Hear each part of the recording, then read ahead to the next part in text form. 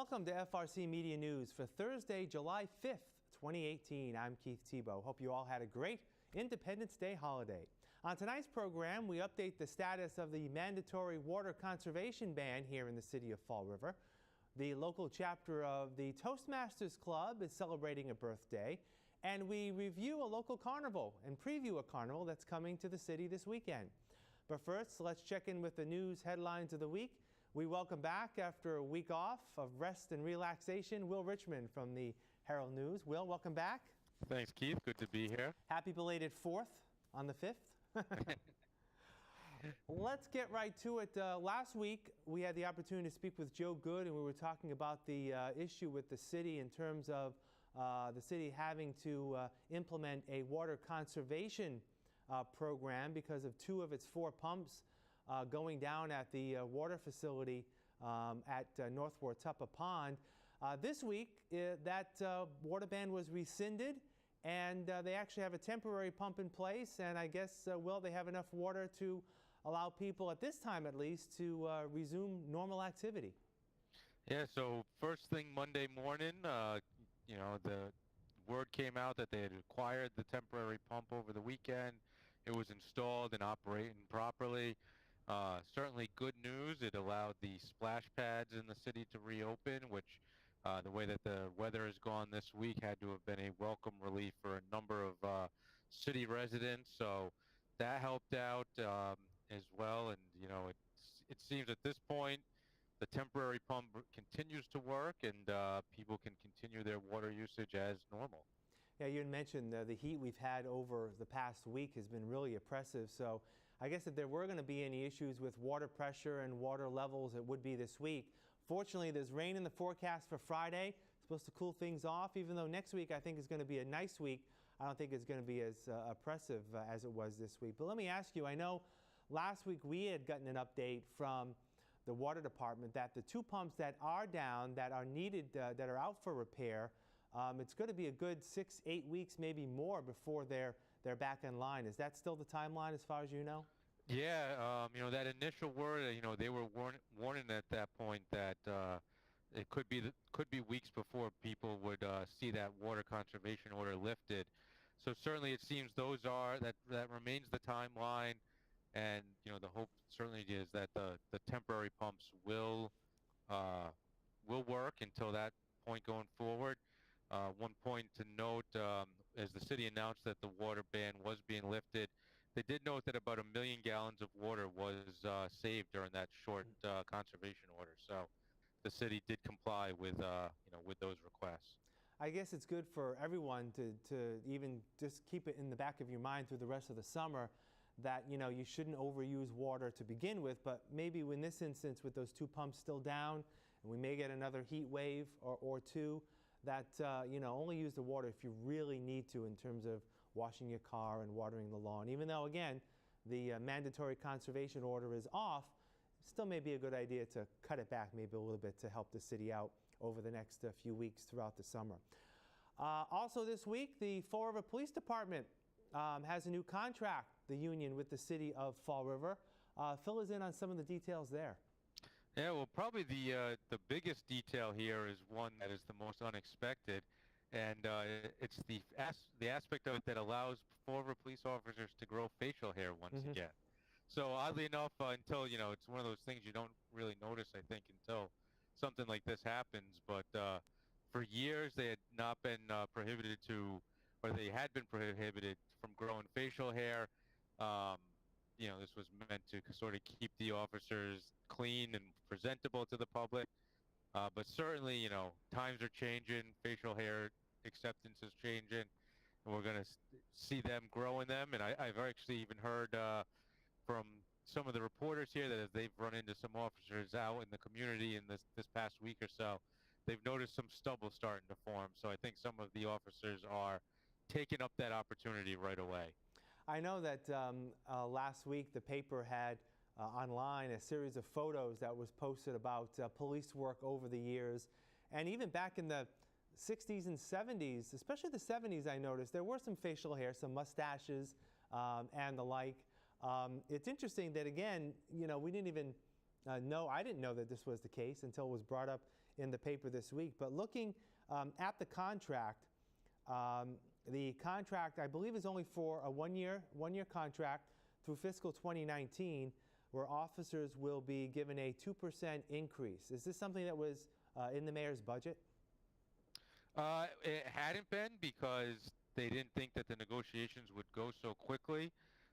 It may feel like for some people that the police department just recently signed a contract, and that was the case. In Right. that a 3-year retroactive contract was agreed upon following an arbitration process, but that covered 3 years past. So now this is 1 year with that 2% raise you mentioned moving forward. But like you said, it's not currently in the mayor's budget since they did not expect the negotiations to move so quickly. But we do also know that there's some extra money kicking around in the budget as well from the pay-as-you-throw revenues being returned in. So there may be a safety net to cover those expenses right off the bat. Do we know that looks like that the 2% increase will do we know how much that's going to be in the budget? I'm actually trying to peruse the story here to see if it was in. I remember reading it. I don't remember where it is, though. Not off the top of my head, I don't Okay. recall what that amount is, but I'm sure it will cost the city a decent amount. Absolutely. So again, congratulations to the police union for getting that contract settled at the beginning of the fiscal year. And it'll be interesting to see if we see any officers out and about, whether they'll be spouting any facial hair.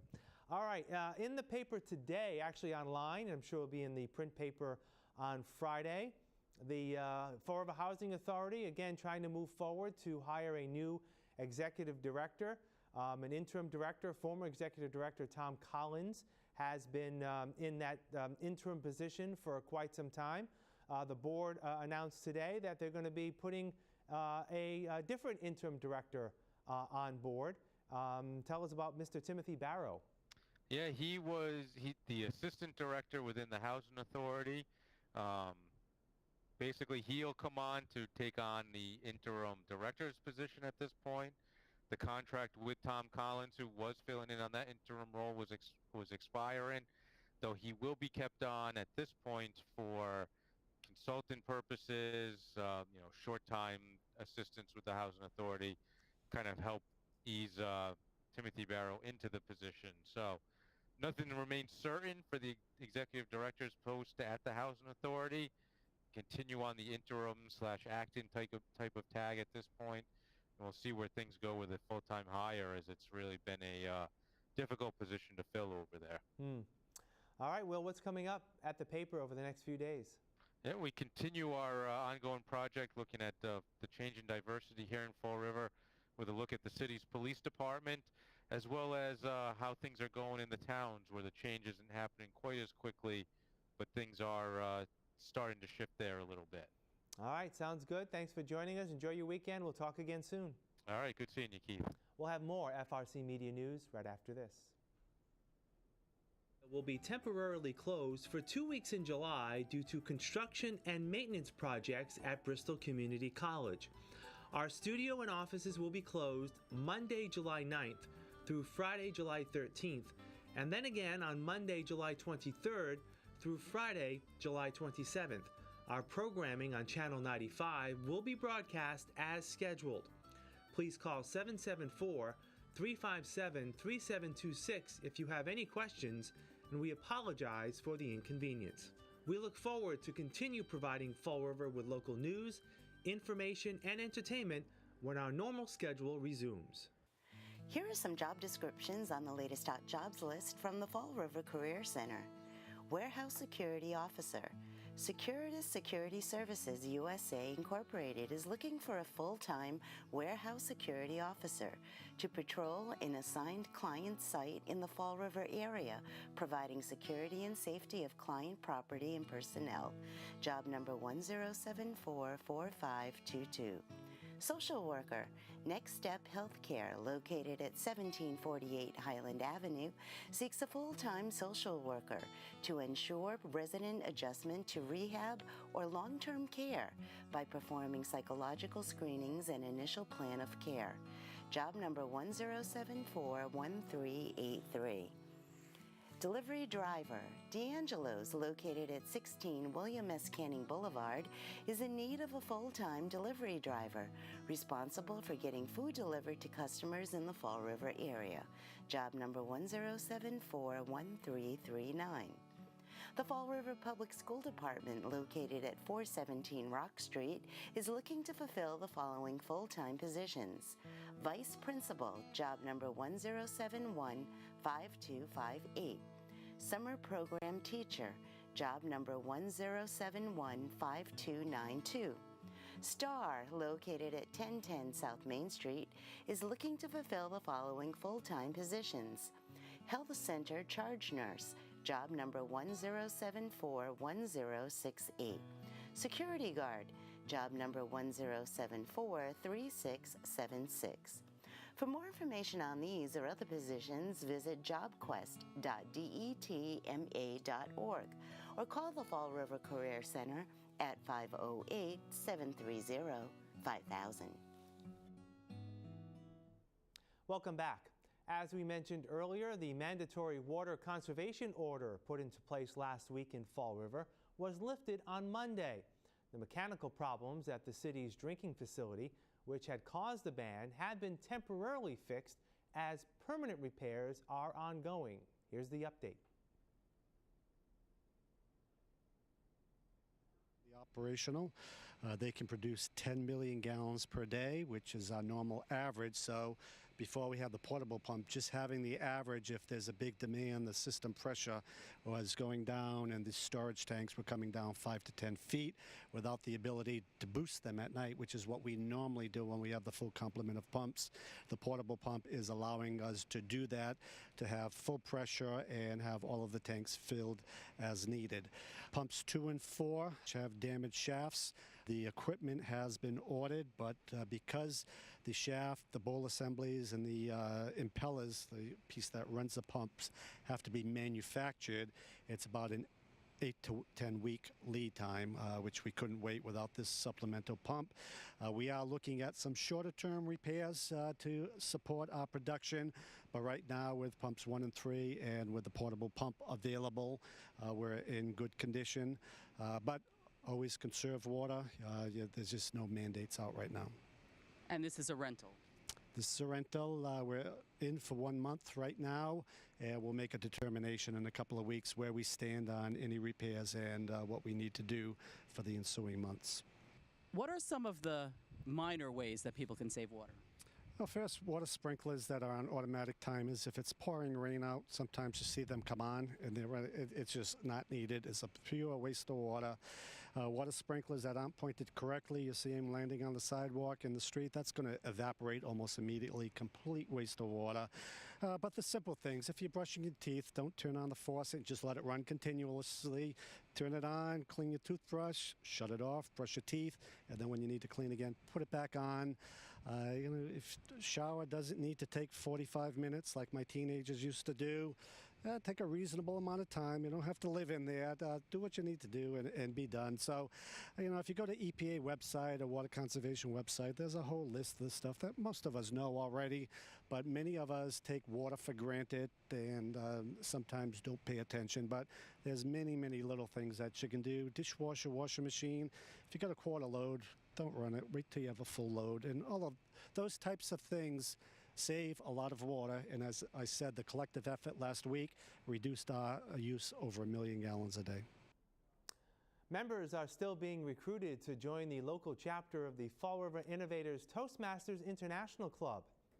Designed to help people hone their public speaking skills, the city's chapter was founded 3 years ago by Fall River resident C.J. Ferry. Even though the local club has been successful, there's still room for new members. I like what Toastmasters stand for. It's to improve your communication skills and improve your leadership skills. Leadership is very important in the community today. We need more and more community leaders. We need more people who can do public speaking.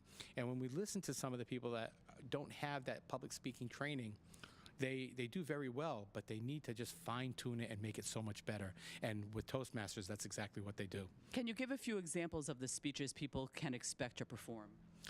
The one speech that every Toastmaster member gives is called the icebreaker speech. It's a 4 to 6 minute speech which introduces the speaker to the club. It is probably the best speech that we ever hear from everybody, even though it's their first one and they think it's terrible. It tells us who they are, what they're expecting, and what they're looking for. And that's one of the better speeches. The other speeches that come along are things like get to the point, inspirational speeches. And then, of course, we have the whole realm of advanced speeches, which are broken down by special occasion, speaking to inform. So there's a whole bunch of different ones there that really provide services that people are looking for to make their own personal lives and their business lives more successful. Tell us about the literature. When you join Toastmasters, you get two manuals called the Competent Communicator and the Competent Leader Manual.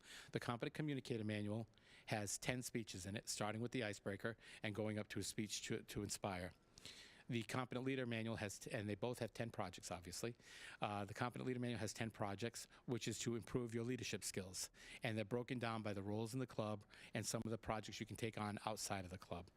Those are the first two manuals that you get, and then after that, there's 15 advanced manuals that you can participate in, and you get to select which ones you want to do. A lot of people, when they're going for their Advanced Communicator Bronze, which is the next award after Competent Communicator, do special occasion speeches and entertaining speeches because they're fun, and people like to do fun things. My successor is Raymond Gendro. He is a realtor here in Fall River, and his experience in Toastmasters has been beneficial to him in selling homes and making his business career more successful. And he's had a great time doing it. And he stepped up right away because he wanted to be president. It's time once again for the annual carnival sponsored each year by the Flint Neighborhood Association. President Carlos Caesar says this year's 7th annual event will be held over this upcoming weekend at 135 Alden Street across from Father Travassos Park. Every year, we try to bring the carnival. It's been at least 7 years, and the big accomplishment is at least for the kids to have a weekend with something different. I know, and I read posts online that for an extra $10 you can get a park out of town. I understand, but the majority of the people that attend the carnival, the parents don't even drive. They have to walk there. So yes, it's nice. I go outside the city. I go to water parks and everything, but I have a car. And for those that don't have, they really rely on these kinds of events to happen right outside their doors. Now, why are you not doing it at a city park? Well, I'm not doing it at the city park this time because it was not approved by the board. And like I said before, I understand what the issue was, because whoever was running this kind of carnivals back on the 80s, beginning of 90s, they were really damaging the parks and leaving the park behind not in good standing. And that part I understand. But the other part that's been my fight is the city parks are the best locations for inside neighborhoods to put this kind of carnival. So what I've been asking them for the past couple of years is go on one-on-one basis. Make sure that it's a company that you work on. Make sure and we been proven before that we can leave the park with no damages, and we come in with a $5 million bond for damages. So they have all this on their sides. We insure it, we give them the insurance policy, but it's something that I really think that the park boards going to the future, they need to have this conversation, bring this back to the table and have those conversations. We'll have more FRC Media News right after this.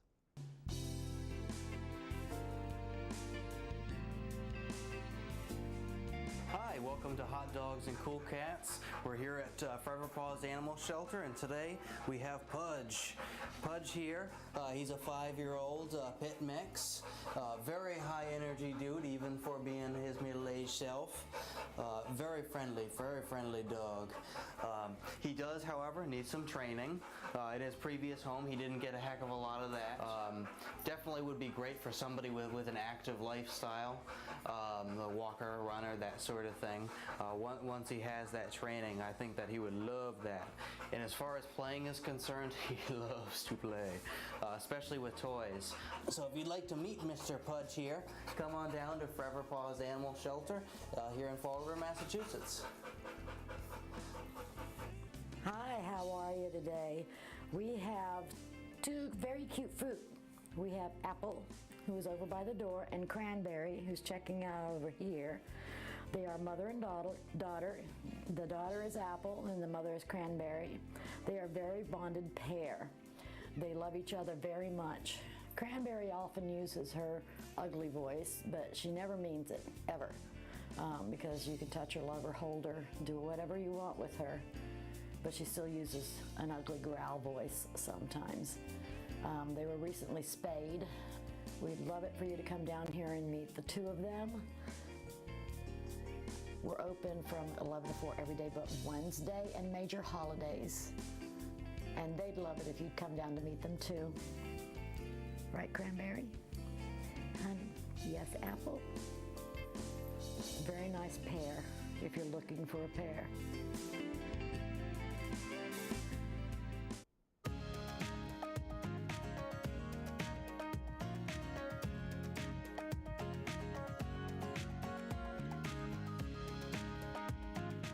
CARO, the Cambodian American Rescue Organization, invites you to celebrate Fall River's diversity at the city's first Southeast Asian Cultural Festival. Experience Asian American customs, heritage, arts, and cuisines from around New England at this special and colorful event. Enjoy music and stage performances, sample cuisine from premier restaurants, and create your own crafts. There will also be a variety of traditional games, activities, and entertainment for children, and treats including Khmer shaved ice. The festival will take place from 10 a.m. to 5 p.m. on Saturday, July 28th at Heritage State Park. There's no charge for admission. For more information, visit caro-inc.org or call 774-319-0684.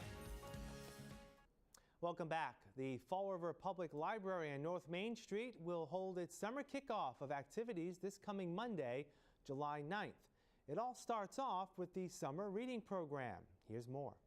It's an exciting summer that we have, and it all kicks off on Monday, July 9th at 2 p.m. in the afternoon. Our front lawn will be a concert place for Toe Jam Puppet Band to kick off our summer officially. We'll be signing up children for our summer reading club.